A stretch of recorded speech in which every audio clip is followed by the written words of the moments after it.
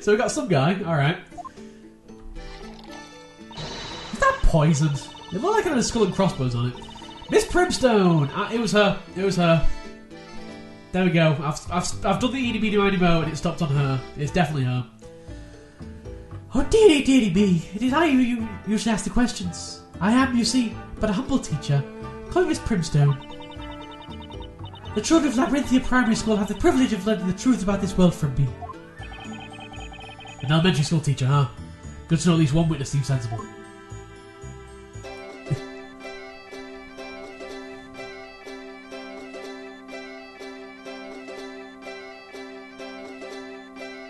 Oh god, it's noise. It's just noise and bass, just like that's what it. Oh my god, that's horrible.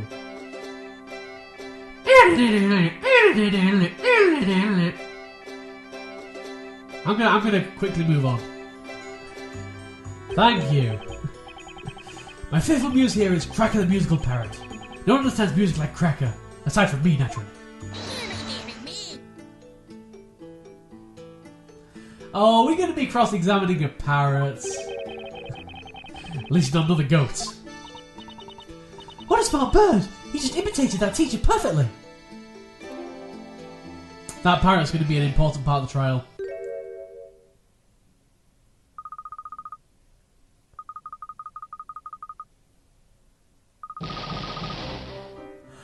Luke! I did not expect this. You look so happy. I'm Luke Triton. My occupation is the Professor's Apprentice! Luke? Luke, but why?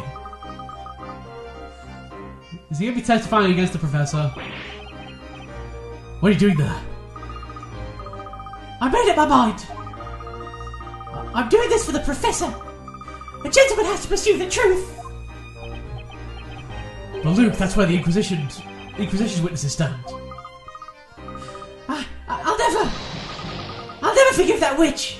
Oh no.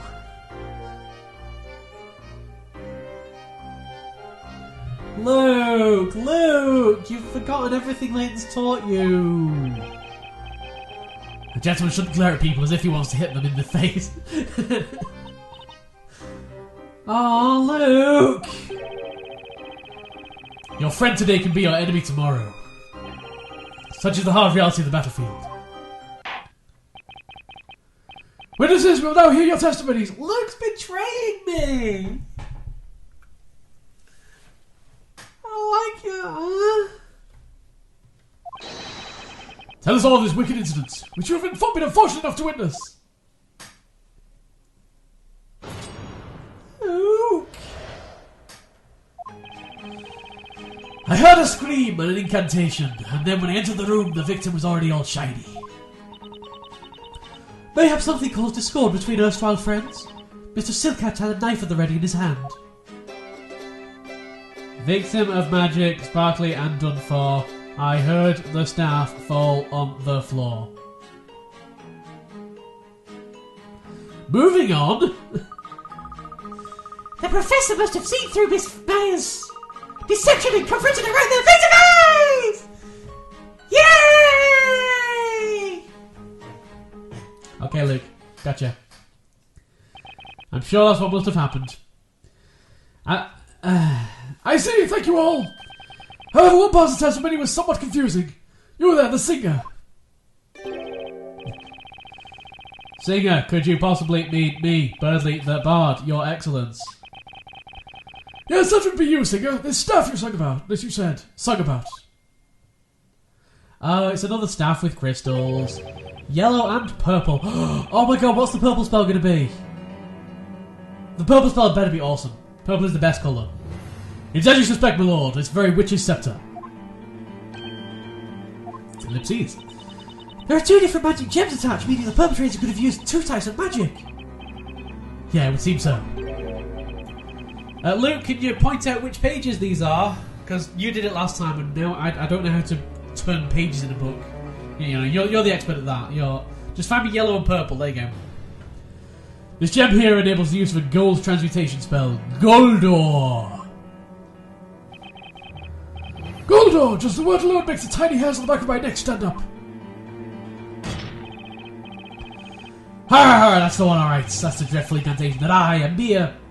some guy punching bag also heard. Oh dear me, I've seen that scepter, so I have. Clank tips over the golden man. The scepter falls, not the witch's plan. Oh dearie cracker. How dare she do that to the professor? By the way, this witch's scepter was found on the floor near the victim. How surprising. If you'll turn your attention to the sketch plans, it was located right here. A scepter dropped by the accused would not naturally tumble to exactly that spot. Objection! Inquisitor Barnum, what you're saying amounts to nothing more than a basic assumption. You're on edge today, Sir Blue Knight. Is it because your friend is on trial? Perhaps you'd better cool yourself down. I want to know what... Okay, wait, was that the purple spell or the yellow spell? Oh, it's probably the yellow spell because it's gold, you know. So what was the purple spell? I wonder what the purple spell is! Tell me! Tell me! Recording some substantive evidence. Can I open the Grand... Oh, wait, can I open the Grand Grimoire? Okay, there's Demir. And there's Ignace. Okay, I've not found the gold door page yet. I'm still working on it, Luke. I'm still working on it. Maya's just... No, sorry. Who's next to me? Espella. Espella's just frantically looking through like...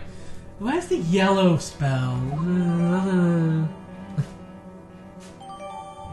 We got ourselves a Talia Magica.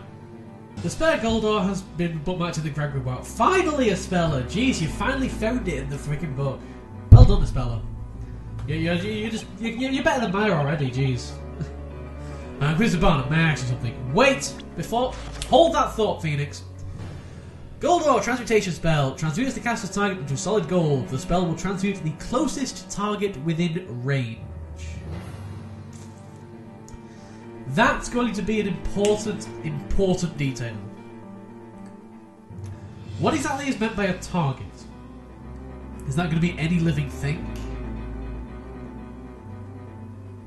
Layton would still be the closest. So, I don't know. But either way, that is probably going to be a very, very important detail. That's something worth remembering. What is it now, Sir Blue Knight? We know that one of the gems is for the spell Goldor. But what about the other one? A naive question. Huh? Naivete may be no hindrance to a baker who spends most of his time mincing bread. But it can be your undoing here in court. Would a knight put a weapon in his enemy's hand? Wait, what? Oh, right, I've got to do my homework. Well, Espella, you're looking for purple. Purple. Find me a purple gem somewhere on the left page. Mr. Wright! I'll look for information about that magic gem in the Grand Grimoire. Yeah, okay, good. It shouldn't take you long. Just flick through. You're looking for purple. Just leave it to me! Let me guess, he's not going to find anything for the next 5 minutes. The defender may interrogate the witnesses. Cross-examination! So, let's have a see. I heard a scream and an incantation, and then when I entered the room, the victim was all shiny. Hold it! Hold it already? The crime's already over? Jeez. And what is all this about exactly? Well, that's got a skull and crossbones on it. Is he killing himself? What do you mean, Blue Squire? Your gaudy, colourful outfit. I mean, your attire was different last time. A little more modest.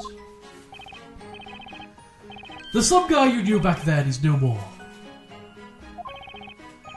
I'm a new man now, reporting to the higher echelons of society. With, like, baubles on my hair, because why not? That's what I was saying! What's he drinking? There's a skull and crossbones mark on that bottle. Enough idle chatter. The witness heard a scream and incantation. Is that correct? Boom! Oh, I really like that. Boom! Oh, wait, the entire webcam shakes. Awesome. That's right. It's just like what you said earlier, Inquisitor Barnum. It was a spell Goldor, and it was, without doubt, the voice of the accused that said it. However, it's rather peculiar. When I saw the accused and the victim together last time, they seem to be on friendly terms. The next witness will dispel your doubts, my lord. So he actually heard her say it as well? Hey, heard her scream an incantation. Okay, I'm going to assume you didn't, but go on. Mayhap something caused discord between us while friends. Mr. Silkhat had a knife at the ready in his hand. Hold it! Hold it! I don't know what I'm going to ask you about in that. Are you saying they think you think they quarrelled? They quarrelled? The other day I saw you all together in this very court when you were evidently friends. Oh, she just came along to the courtroom to watch someone being burned to death. You know, it's entertainment in this town, let's put it that way. But that's true, but what's that got to do with it? Now everyone, listen carefully. No chatting in the back row. What did I say next will be in the next exam? Miss Primston's lesson number 5. Friendship leads to nothing but trouble. People would not break up and part their ways in anger if they did not become friends in the first place. The kids in the class was grossly model citizens. Oh dear me. What I saw in that room curled the blood in my veins. Mr. Silkhat was pointing that glittering knife ever so threateningly.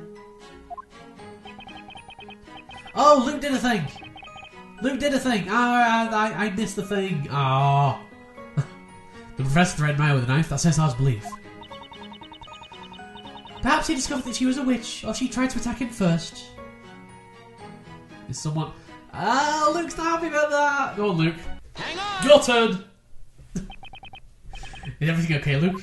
No, of course he's not okay. The professor was a true gentleman. And no gentleman would go around threatening people with knives.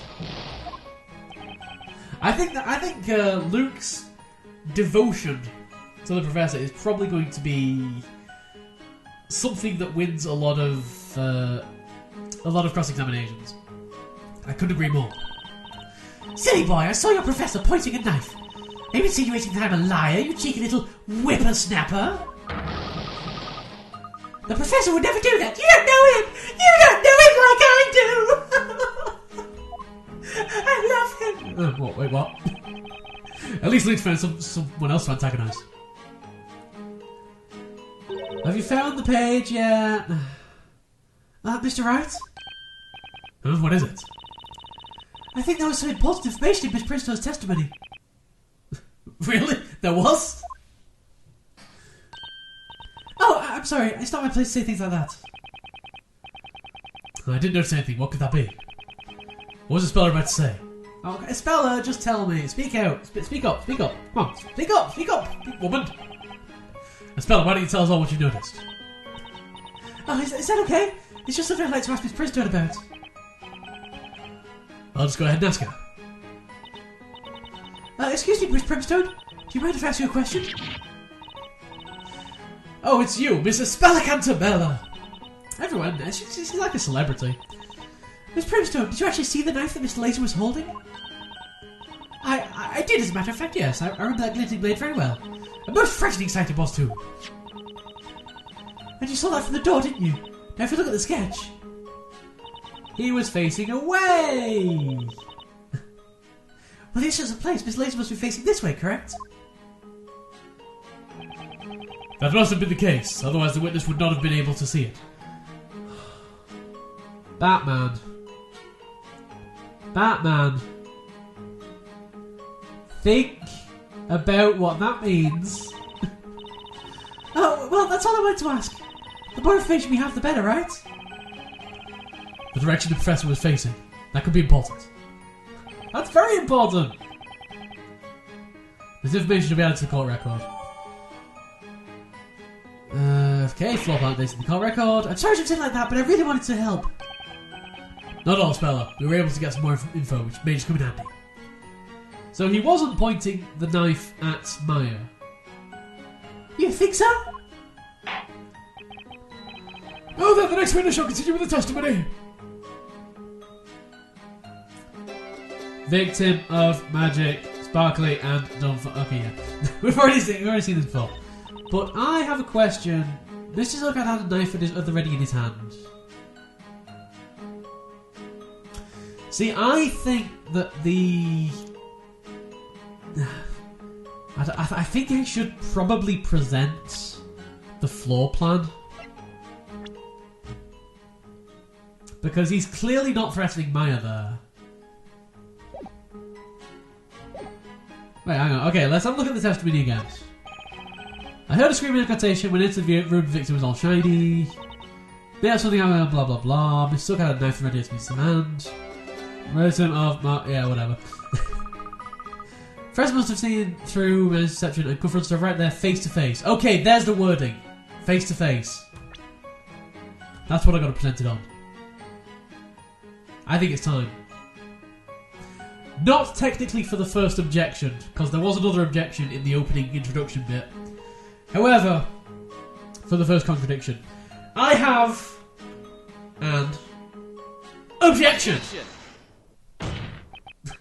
I was pointing past the camera then I realised, oh yeah, you can't see that. That's right. Luke, you said you only believe what you see with your own eyes. But what you think you saw may not be the whole truth. Huh? What do you mean? Take a first look at the sketch of the crime scene. At the time of the incident, Professor Layton and Maya were standing here. Now we have learned from Miss Primstone's testimony which way the Professor was facing.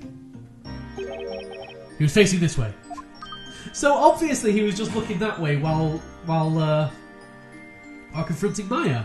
He was like, "You're a witch," and Maya was like, "Who are you talking to? I'm not over there." And Layton was like, "I'm talking to you,"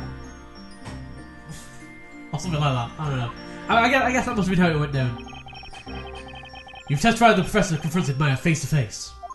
But looking at the sketch of where they were standing, one thing is clear. There's a contradiction in your testimony.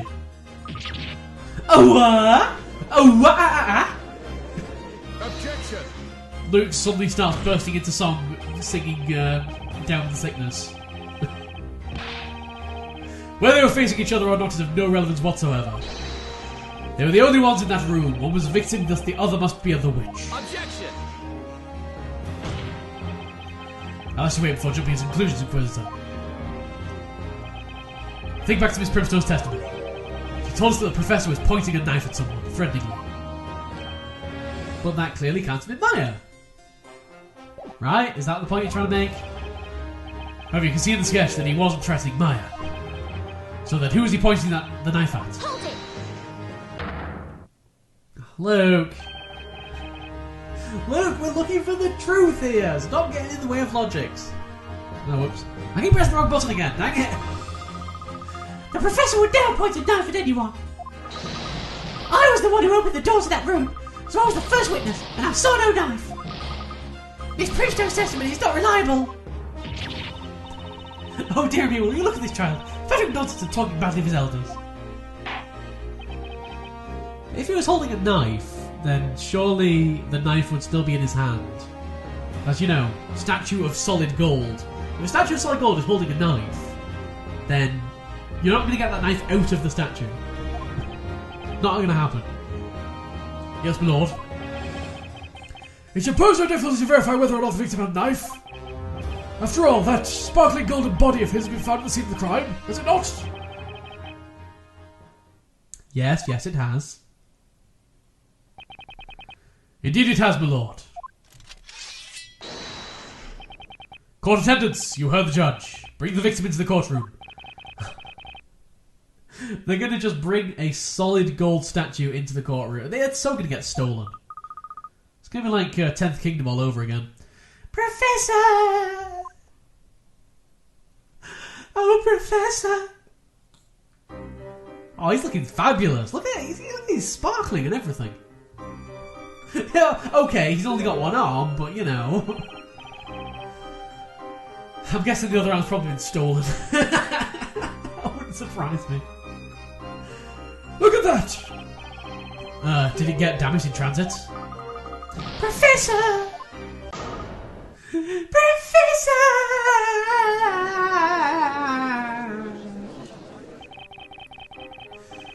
So this is the power of the gold transmutation spell. Most spectacular.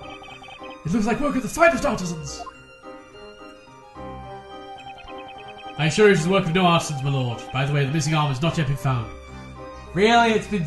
Layton's arm's been stolen. That's his pointing arm! That's the arm he uses for pointing! I can't believe this! Professor! I suppose we should add the victim to the evidence. Add the victim to the evidence. Let's just put him in an evidence bag. There we go. We need the extra large evidence bags. The poor professor who, while searching for evidence, became evidence. Professor Layton turned into gold through the spell Goldor. The right arm is missing. Okay. Whenever it specifies an arm in any Layton or Wright games or any kind of murder mystery kind of adventure games, always make sure that you know the handedness, or at least bear in mind the handedness of whoever it's talking about. So I'm pretty sure Layton was right-handed. But there we go. This is unfortunate. I thought the evidence would be as good as gold. See what I did there? The judge is like, I thought the evidence would be as good as gold. and then the entire courtroom just bursts out in applause. Good pun there. That man's just died. But, you know, you can still make puns, it's fine. It just doesn't seem right.